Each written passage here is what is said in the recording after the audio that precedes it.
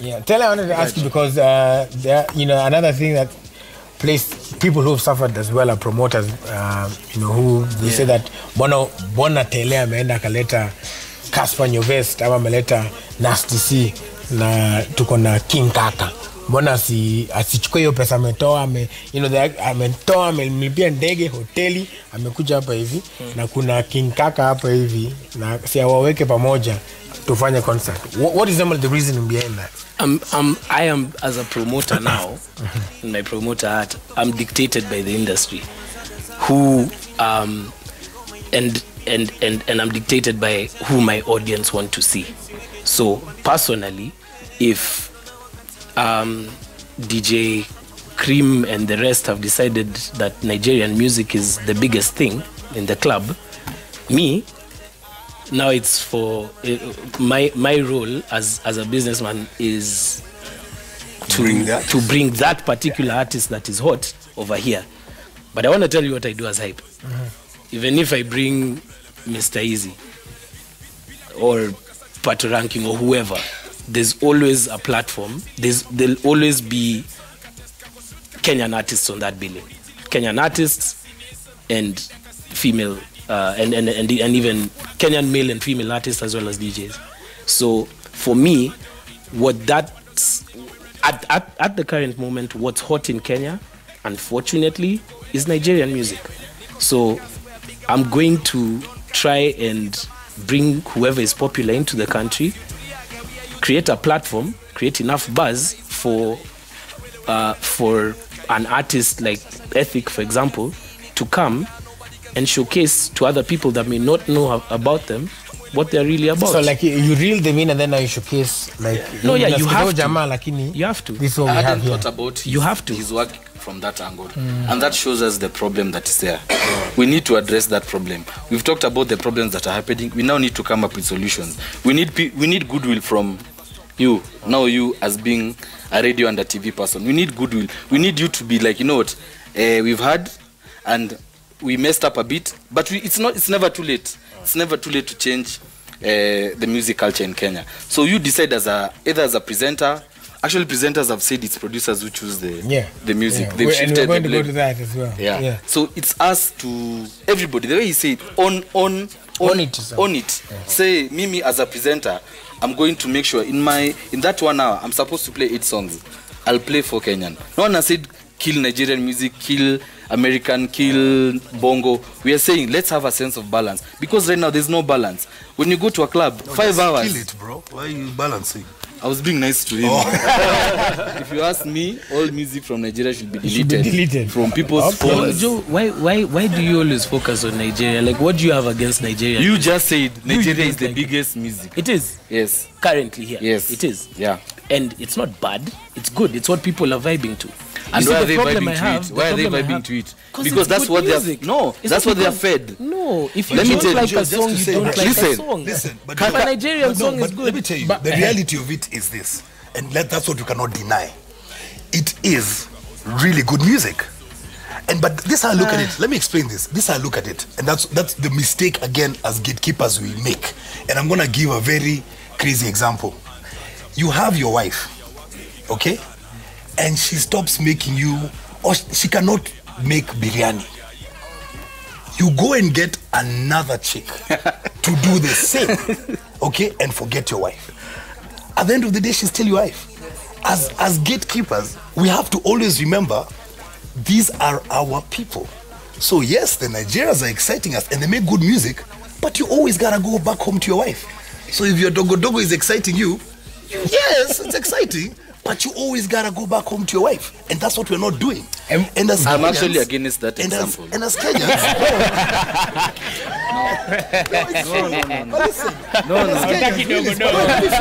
let me finish. As Kenyans, you cannot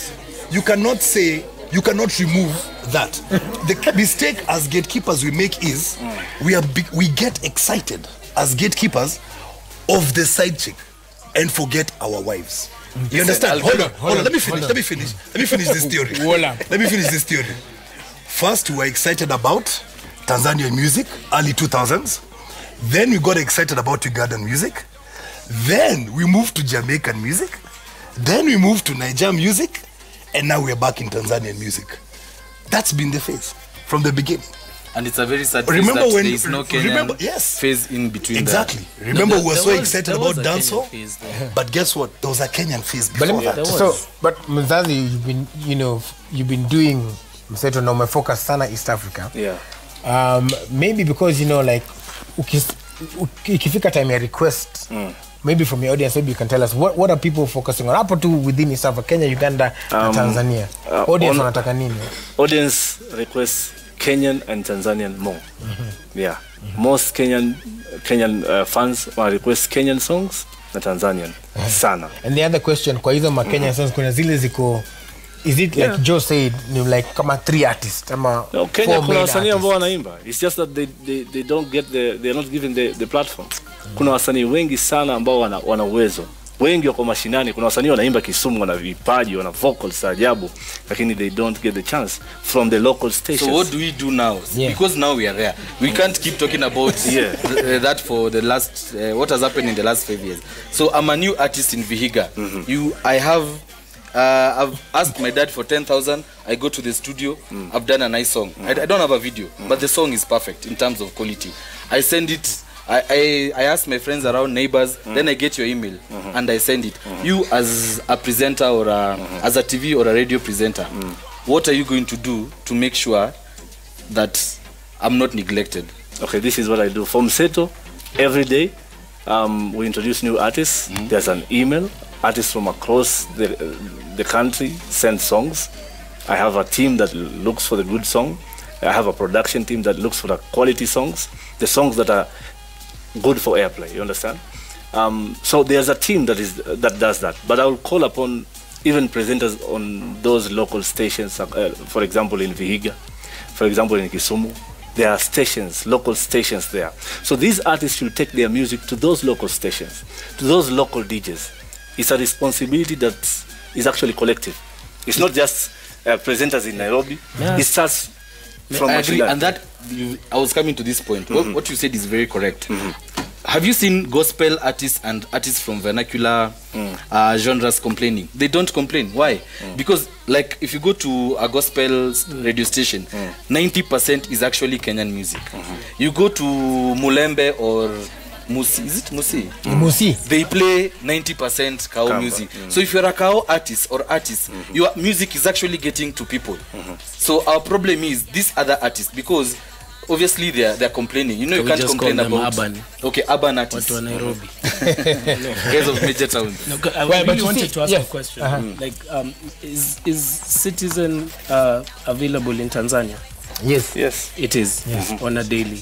Yes. Okay. You can download it on radio. No, it's available on the, you can get the app, but even right now, like you can watch it. So I'm just wondering, why do we have to do Mseto East Africa? Why don't we do Mseto Kenya? Thank you. We have so many. We have so many.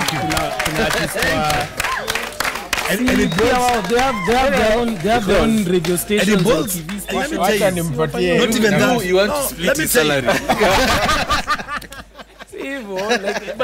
No, but it's a valid point. Yeah, why not? Why not? Like, why are we pushing? It's like having 3 Why are we branches pushing? Because the side chick. It's not about the side chick. It's nothing to do with the side chick. Mseto actually plays more Kenyan. You should understand. Mseto plays more Kenyan and then plays other countries. And there are other facets, campus too, and But you see, hold on, and then, Zazie, let me say something. And that's why I think we have the responsibility to own it. We know when politics comes and the stations want to push an agenda, all they need to do is come to these media houses or any other media houses, and that guy will win. If the media houses have the power to influence the masses to make a politician, you're not telling me the same media house is now going to sit back and say, oh no, now this is now the audience, oh no, it's what people want. Yet, the same media houses have the power to influence politicians to be where they are. And yet the same stations cannot turn that around. And that influence comes from the presenters in that station. So now it's from you, Willis, when I say and you, Zazie, for you to go back. Media and DJs have so much power, they don't understand. Completely. I give you a real life example. You go to the club, you listen to, we'll use Niger because that is what is being played. You go to the club at midnight, you leave at 3. You've been pumped with Nigerian music. God forbid on Monday, you wake up with a slight hangover, you go into a matatu. What are they playing? Nigerian music. But let me tell you. Let me finish. You go to the office. Yes, that we know. You play Joe. From your laptop. What are you playing? But Joe, let me say Nigerian something. music. Let me say, but Willis, let me say something. Saturated everywhere. Yes, Let me give explain. Mzazi a chance to Yeah, speak. but let me explain something that you need to understand. Personally, the most painful thing for me was Wasafi Festival as a Kenyan, because I have been to Tanzania, I've performed on big stages there, and I've seen how they treat their own people. Let me tell you, in Tanzania, you cannot, it doesn't matter whether you're the biggest artist in the world, you cannot open, you cannot show stop, you can't be at now the final artist. It's impossible. They always put their own. I had a personal experience where we saw that, where Also, if we you are, thought if you are Kenyan, always equal like the headline. you will be there on the show, But not the headliner. you will not be the one who shuts the show down. In TZ, never happened. In Niger, never. I have personally seen it. For us to allow people to walk into our country And do 3 festivals. do 3 festivals, brand them, and we're here in media houses saying, yo, again, I have nothing against them, they make good music. But where does our patriotism come in? Where do we own it? They can't walk in and just say, Wasafi Festival, now. And then we're all presenters like, yeah, are you coming? Kenyans, we gotta be there. Are you crazy? You can't do that.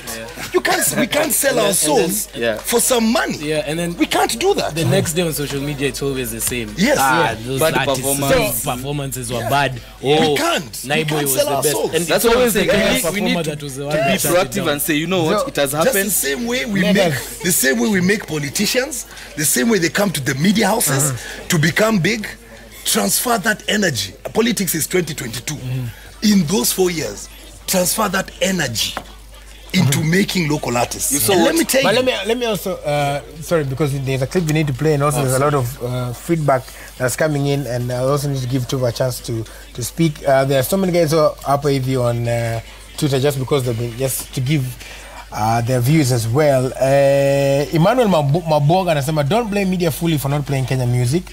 Mzazi has done more than any other in 254. Trust me, you that Kenyan artists should also fight hard to reach the bigger media houses.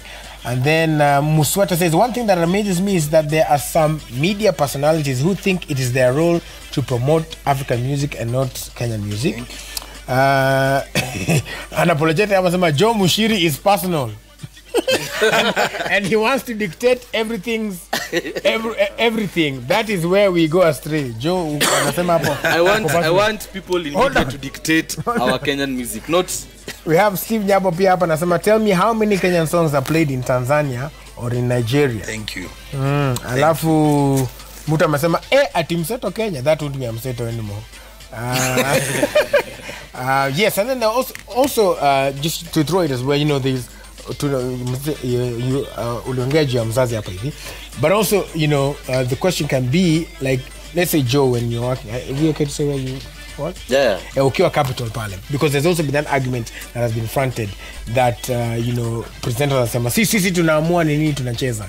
So were you on purpose making sure that you are playing Kenyan music you know, like, you know, at Capital, because it is not to bash them, they play beautiful music. It is like Mzazi was saying, there is a target audience for Hot 96, there's a target audience for Classic, there's a target audience probably for Capital. So do you, there, you know, local... Well, I think I have two witnesses here, they can testify.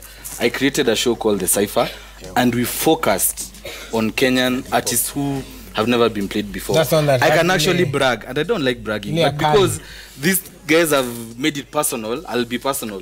We brought Calligraph to the masses. We played Dr. Pizzo, we played K-Force, we played Ecstatic.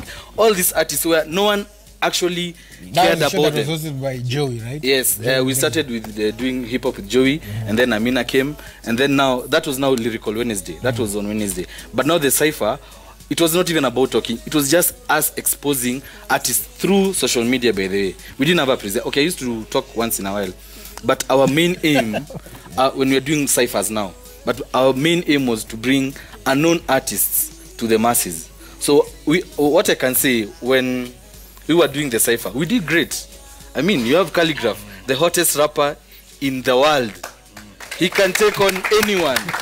I mean, and that is what I'm saying. You see, that's what I'm saying. We, as if you're in the media space, you need at least say, I did this. Say, like him, he can say who he mentored to be a DJ. Him, he can say who he's done whatever he does in promoting music to become known. Him, he can testify how many people he's done that. So we need to have that pride and say, as a radio presenter, my career span is 5 years. In those 5 years, I want to make sure 5 artists are big. Like I'm going to change the playlist and make sure those, and a presenter can do that.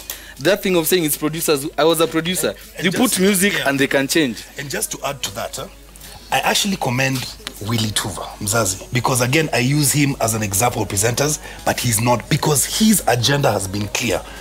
A little bit transferred to TZ, but bro, you need to bring it back. Do you get it? But I remember when he started off, his agenda was clear, and that show took over everything else. It is, if we are saying presenters now are just sitting and talking on the mic, then it's laziness. It's what you call pure laziness. Because I come from an era where the station, the music guy would come to us and ask us, guys, what's hot? Okay, there are some new kids called Klepto, try play them. There are some guys called Logombas, they have this song. There are some girls called Tattoo. But then in Caliph, there's a new kid called Major.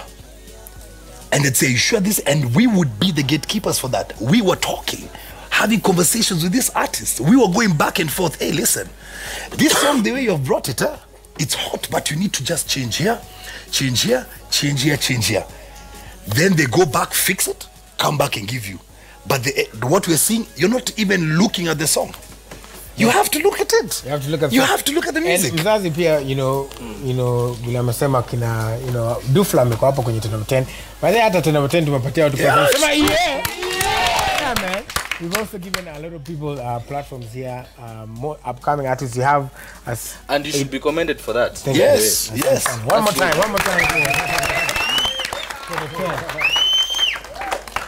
Msanii afanye nini? Manake kuna wale wasanii wanasema kwamba that like Joe has alluded to that kuna cartel. Okay, I'm so glad that hizo mambo za Msupa Yes imekuwa cleared. Ati nani sijui alitaka sijui kulipa nini. Hizo tumemalizana nayo. Mzede ako sawa.